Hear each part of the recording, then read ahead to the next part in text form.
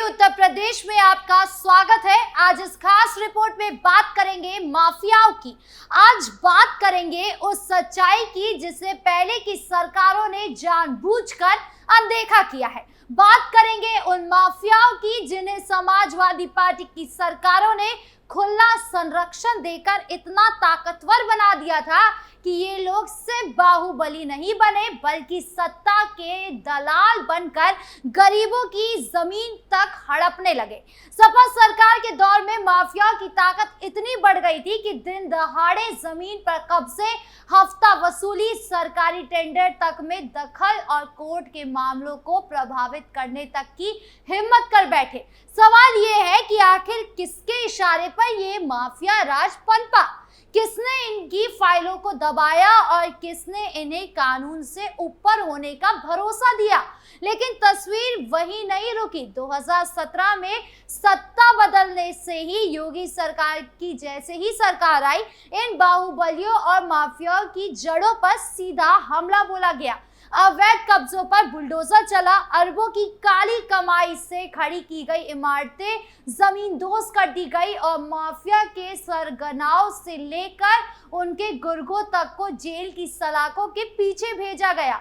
आज की इस रिपोर्ट में हम दिखाएंगे कि कैसे कभी सत्ता की मेहरबानी से पलने वाले अतीक अहमद, मुख्तार अंसारी जैसे नामी माफियाओं का साम्राज्य योगी सरकार के एक्शन में आने के बाद ध्वस्त हुआ है और किस तरह पहली बार यूपी में कानून वाकई में सबसे ऊपर नजर आने लगा है। सवाल सिर्फ इतना है कि क्या माफियाओं के सिर पर बिठाने वाली राजनीति पर कभी सजा होगी? क्या जनता अब फिर से उन्हीं ताकतों को मौका देगी जो माफियाओं को सत्ता का हथियार बनाती रही है? साथ ही इस रिपोर्ट में उन्हीं घटनाओं और कार्यवाही के बारे में भी बताएंगे जिसमें प्रदेश के बड़े माफियाओं जैसे मुख्तार अंसारी, अतीक अहमद और भूमि माफियाओं के खिलाफ हुए प्रशासनिक और पुलिस अभियानों का जिक्र है।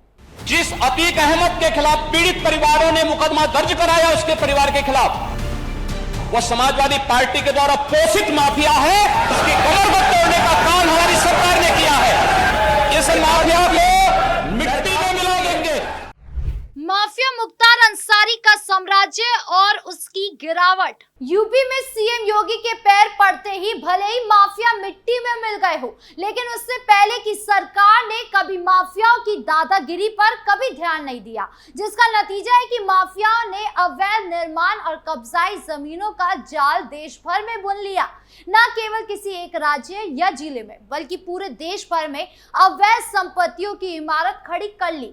हालांकि माफिया जरूर कब्र में सो गए हो, लेकिन अभी भी उनकी बनाई अवैध इमारतों पर योगी सरकार की ओर से एक्शन जारी है। और इसी कड़ी में सबसे पहले बात करें मुख्तार अंसारी की, जिनकी संपत्तियों पर अभी भी एक्शन जारी है। मुख्तार अंसारी उत्तर प्रदेश के एक प्रमुख माफिया नेता हैं, जिनका नाम दशकों से राजनीति और अपराध की दुनिया में लिया जाता रहा है। अंसारी ने केवल अपने क्षेत्र में ही नहीं बल्कि पूरे प्रदेश में अपनी पकड़ बनाई हुई थी। उनके इर्द गिर्द एक बड़ी जाल बिछी हुई थी जिसमें राजनीतिक संरक्षण, आपराधिक गतिविधियां और अवैध संपत्तियों का भंडार था। हाल ही में मुख्तार अंसारी और उनके करीबी सहयोगियों की संपत्तियों पर मजीठिया विभाग ने जबरदस्त छापा मारा है। लगभग 4.18 करोड़ की संपत्ति जब्त की गई है, जिसमें जमीनें, भवन और अन्य अवैध कब्जे शामिल हैं। बता दें कि ईडी ने मऊ के दक्षिण टोला पुलिस थाने में दर्ज एफआईआर के आधार पर मनी लॉन्ड्रिंग का केस दर्ज किया था। इसके बाद शुरू हुई जांच में मुख्तार के परिवारजनों के नाम से बनी कंपनी विकास कंस्ट्रक्शन के बारे में पता चलता है। इस कंपनी का मऊ के रैनी गांव में स्थित सरकारी जमीन पर गोदाम बनाकर उसे भारतीय खाद्य निगम को किराए पर दे दिया गया। इससे कंपनी को 15 करोड़ रुपए का किराया मिलता था। नाबार्ड से इस गोदाम के निर्माण के लिए 2.25 करोड़ रुपए की सब्सिडी के तौर पर लिए गए थे। ईडी की जांच में यह भी सामने आया कि विकास कंस्ट्रक्शन नामक फर्म मुख्तार अंसारी की शेयर पर चलाई जाती थी। इसमें उनके करीबी रिश्तेदार और दोस्त साझेदार थे। ईडी को पता चला था कि भारी रकम Kusum vision infrastructure limited, spectrum infrastructure limited और Kusum construction and telecom services कंपनियों के खातों में भेजी गई थी। इन कंपनियों का संचालन पूर्व सांसद अतुल राय करता था। ईडी के मुताबिक विकास कंस्ट्रक्शन मुख्तार के बहनोई आतिफ रजा की आगाज प्रोजेक्ट एंड इंजीनियरिंग लिमिटेड और एनजीओ नेटवर्क सॉल्यूशन लिमिटेड से जितेंद्र सप्रा और उनके परिवार के सदस्यों के बैंक खातों में आई रकम का इस्तेमाल अचल संपत्तियां खरीदने में किया गया। अब तक ऐसी 6.40 करोड़ रुपए की संपत्तियां कुर्क की जा चुकी है। यानी आतिफ रजा भी उक्त मुकदमे में आरोपी हैं और ये कार्रवाई न केवल मुख्तार अंसारी की अवैध कमाई पर चोट है, बल्कि ये संदेश भी है कि अब प्रशासन माफियाओं को संरक्षण नहीं देगा। मुख्तार अंसारी का गिरोह वर्षों से जमीनों पर कब्जा करता आया है और अपने प्रभाव से स्थानीय प्रशासन और पुलिस को प्रभावित करता था, लेकिन योगी सरकार के सख्त रवैये के कारण उनके कई अवैध निर्माण ध्वस्त हो चुके हैं। उनके खिलाफ कानूनी कार्रवाई भी तेज हो गई थी। प्रशासन लगातार उनके नेटवर्क को तोड़ने में लगा है, जिससे अंसारी का साम्राज्य धीरे धीरे कमजोर होता जा रहा है और एक वक्त ऐसा भी आएगा जब ये पूरी तरीके से खत्म भी हो जाएगा। अतीक अहमद और माफिया राज की कहानी। अब बात करें अतीक अहमद की। ये एक बड़ा नाम है उत्तर प्रदेश के माफिया और राजनीति के संगम में, जिन्होंने अपनी जंगली ताकत और राजनीतिक कनेक्शनों के जरिए बड़े स्तर पर दहशत फैलाई थी। अतीक का कनेक्शन न केवल अपराध के साथ था, बल्कि उनकी छवि में भी हिंसा, अवैध कब्जा और जमीन हड़पने के मामले शामिल रहे। उनके खिलाफ स्थानीय प्रशासन ने कई बार छापेमारी की, लेकिन राजनीतिक संरक्षण के कारण उनका नेटवर्क आसानी से टूटता नहीं था। परंतु जैसे जैसे योगी सरकार ने माफियाओं के खिलाफ अभियान तेज किया, अतीक के खिलाफ भी कार्यवाही हुई। उनके अवैध कब्जों पर छापा मारा गया और कई संपत्तियों को जब्त भी किया गया। अतीक अहमद की माफिया गैंग ने उत्तर प्रदेश के कई जिलों में आतंक का वातावरण बना रखा था। उनके गुंडों ने लोगों को डराने, धमकाने, अवैध कब्जों और जमीनों को हथियाने का काम किया। योगी सरकार की इस अभियान से ये साफ हो गया कि अब अवैध माफिया गतिविधियों को बर्दाश्त नहीं किया जाएगा और इसी गंदगी को साफ करते हुए योगी सरकार ने छांगुर बाबा को खोजा, जिसने लाखों लोगों का धर्मांतरण कराया ताकि इस्लाम राष्ट्र बना सके। और इस ढोंगी बाबा का सीधा कनेक्शन अतीक अहमद से निकला।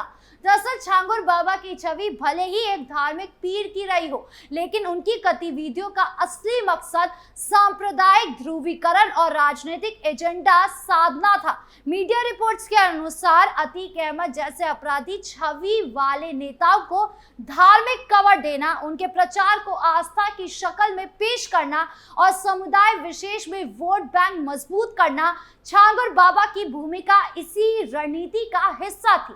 छांगुर बाबा और अतीक अहमद का संबंध महज प्रचार या चुनावी समर्थन तक सीमित नहीं था, बल्कि इन दोनों की साझेदारी एक गहरे और सुनियोजित सांप्रदायिक एजेंडे पर आधारित थी। यानी अतीक अहमद जैसे माफिया की पहुंच और ताकत का फायदा छांगुर बाबा ने अपने धर्मांतरण नेटवर्क को फैलाने में किया, जबकि बाबा की धार्मिक पहचान का फायदा अतीक ने मुस्लिम समुदाय के बीच खुद को मसीहा दिखाने में उठाया।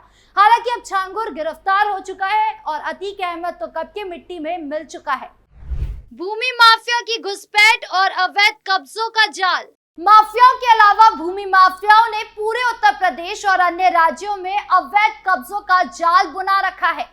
सरकारी और निजी जमीनों पर कब्जा कर बड़े पैमाने पर अवैध निर्माण और व्यापार किया जा रहा है। जमीनों की खरीद फरोख्त में धोखाधड़ी और जालसाजी आम हो गई है। मीडिया रिपोर्ट्स के अनुसार भूमि माफिया ने हरियाणा में सरकारी अस्पताल की जमीन तक बेच दी, जिससे वहां स्वास्थ्य सुविधाओं को गंभीर खतरा पैदा हो गया।